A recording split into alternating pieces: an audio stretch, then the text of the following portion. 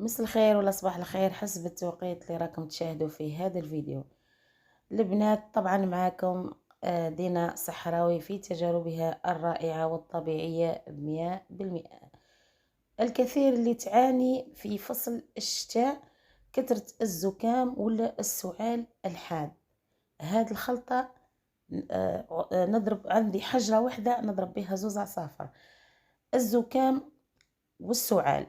الكل اللي تعاني من الزكام والسعال ما تروحيش للطبيب، حاولي انك ديري هذه التيزانة الرهيبة. فيها 4 مكونات اساسية: عندنا الشيح والحامض والعسل والبصل البنفسجي وكمية من الماء. يعني الكمية من الماء حسب الحاجة. إذا كان الطفل صغير يعني طبعا ديري حاجة صغيرة. إذا كان يعني شخص كبير بين رايحة ديري كوب من الماء بحجم كبير. البنات نجيبوا الإناء اللي راح يطبخ فيه هاد التيزانة، نحطوا الكمية نتاع الماء. وعندي يعني باش تنجح لي الطريقة والعنصر الفعال في الخلطة العجيبة والرهيبة هو البصل البنفسجي. نعرفوا انه من الفوائد البصل انه يقضي على البكتيريا والفطريات. مثلا البنات انا رايحه نشرب هذا التيزانه، رايحه ندير كوب من الماء كبير، درت حبه نتاع بصل، يعني حبه صغيره تاع بصل، حبة ليمون، يعني حبة ليمون نقسمها لنصفين، ونهز كمية من الشيح بكلتا أصابعي، تقريب ديريها 2 مغارف صغار نتاع الشيح. بعدها نحطها على النار تطبخ إلى درجة الغليان. كيفاش تعرفيها باللي طابت؟ حتى ينقص الماء هذاك، يعني تحسيه باللي نقص واللون نتاع الماء تغير، عاد لونه وكأنه لون نتاع الشاي. البنات قبل ما يكمل هذا الفيديو حاولوا انكم تبارطاجوا وتدعموني كما راني ندعم فيكم، ونجيب لكم في سر المهنة عند الصحراويات. من فوائد الشيح نعرفوا انه الشيح المذاق نتاعو مر ويكثر في المناطق الصحراوية. يعني الشيح راهو يكون في المناطق الصحراوية، ويكون عندنا نوعين من الشيح، عندنا الشيح وعندنا الشيحية. هذا الشيح يعني المذاق نتاعو مر. حتى في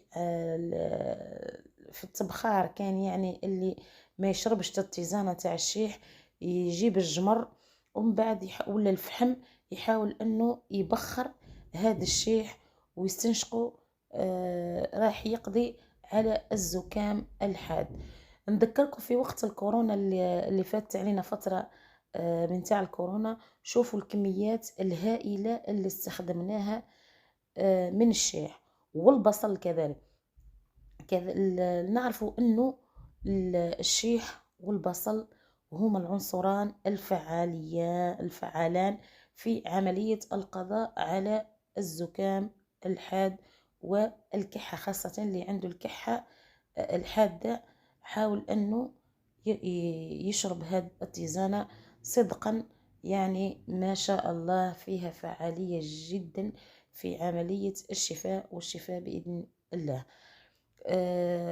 تشربيها مرتان قبل النوم وبعد يعني قبل ما ترقدي، وتشربيها كذلك على الريق.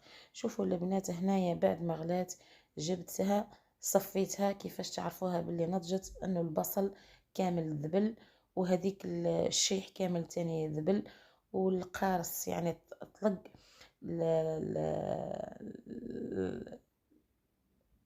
تحسوه باللي يعني ذبل كذلك.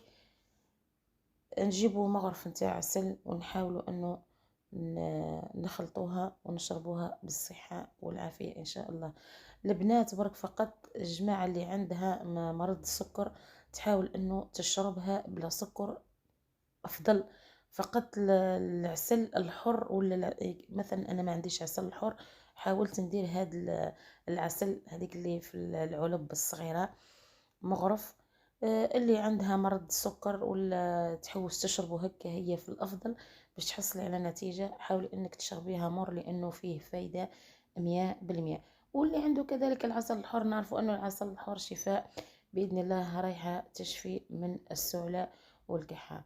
البنات يعطيكم الصحة، حاولوا انكم تبارطاجوا الفيديو ما تنسونيش، وشكرا على حسن المتابعة.